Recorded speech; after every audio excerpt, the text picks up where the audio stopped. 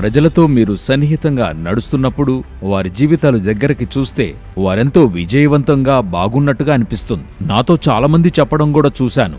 నాతో కూడా చాలామంది ఒక మంచి జీవితం, సమాధానకరమైన జీవితం కోరుకుంటారు. అదే అర్థం చేసుకోవలసిన రహస్యం. అటువంటి జీవిత రహస్యము, సమాధానము మీరును పొందుకోవాలంటే ఆ సంభాషణ చేద్దాము. మీరు నిజంగా గడిచిన ఎన్నో శతాబ్దాలను మీరు చూసినట్లయితే ప్రజలు వివిధ కార్యాలు చేస్తూ ఉండేవారు.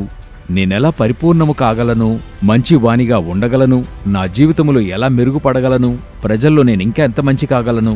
కానీ ఇంకా లోతుగా మీరు అందులోకి వెళ్ళినట్లయితే ఎంతగా ప్రయత్నిస్తే అంతగా విఫలం. కాని వారికి జీవితం ఇంకా అసంపూర్ణముగా మిగిలి ఉంటుంది. ఒక మంచి భక్తి సంబంధిత వ్యక్తి ఉండేవాడు. తన మత సంబంధమైన పుస్తకాలు చదువుతుండేవాడు. అంతా మంచిగా చేస్తుండేవాడు. అయితే అతను ఏం చేశాడంటే ఆ పుస్తకాలను చదువుతూ వాటిని అలవర్చుకుంటూ తాను గ్రహించిందేంటంటే లోతుగా వెళ్లే కొద్దీ తను మరింత అసంపూర్ణుడయ్యాడు. తను మార్చుకోలేని పరిస్థితి. తన కోపము తగ్గలేదు, చెడు అలవాట్లు పోలేదు. తన జీవితంలో నిరాశనెదుర్కొన్నాడు. తన జీవితంలో ఒకటి జరిగింది. యేసును కలుసుకున్నాడు.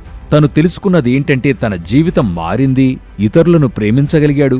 సమాధానము పొందాడు. ఇప్పుడు ఆ మార్పులోని ఒక రహస్యం ఏమై ఉన్నది?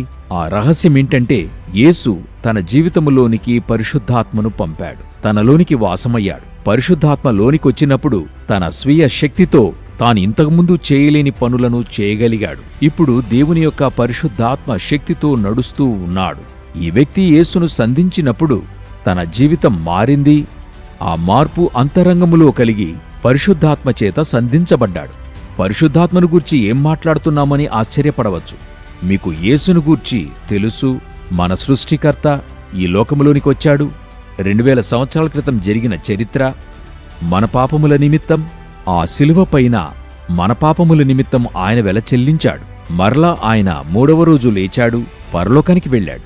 తాను ఆరోహణమైనప్పుడు తాను చెప్పిన మాట, నేను మీకొక ఆదరణకర్తను పంపుదును, ఆయన పరిశుద్ధాత్ముడు మీతో కూడా ఉండి నేను బోధించే విషయాలు తెలియజేస్తాడు, మీకొక శక్తిని నా ద్వారా అనుగ్రహిస్తాడు. కాబట్టి పరిశుద్ధాత్ముడు ఆత్మలోని యేసు ప్రభువై ఉన్నాడు.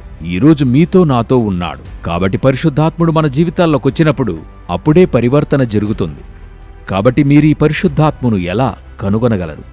యోహాను సువార్త 15:26లో యేసు, తండ్రి యొద్ద నుండి మీ యొద్దకు నేను పంపబోవు ఆదరణకర్త అనగా తండ్రి యొద్ద నుండి బయలుదేరు సత్యస్వరూపి అయిన ఆత్మ వచ్చినప్పుడు ఆయన నన్ను గూర్చి సాక్ష్యమిచ్చును. యేసును మీరు తెలుసుకుంటే పరిశుద్ధాత్మను అనుగ్రహిస్తాడు. మీరు దేవుని వాక్యాన్ని చదువుతున్నప్పుడు పరిశుద్ధాత్ముడు మీకు ఉపదేశిస్తాడు, మిమ్మును నడిపిస్తాడు, మీకు గోచరము కాని విషయాలను తెలుపుతాడు. అది మాత్రమే కాకుండా మీ జీవితాలను అంతరంగములో నుండి మారుస్తాడు, నూతన మనిషిగా మారుస్తాడు. నిజమైన జీవితం, నిజమైన సంతోషం మరియు సమాధానం మీ జీవితములోని భాగమవుతుంది. వాక్యము ద్వారా దేవుడు మిమ్మల్ని దీవించి మీ నడకలో దేవునితో వృద్ధి చెంది పరివర్తన కలిగిన వ్యక్తిగా ఉండండి.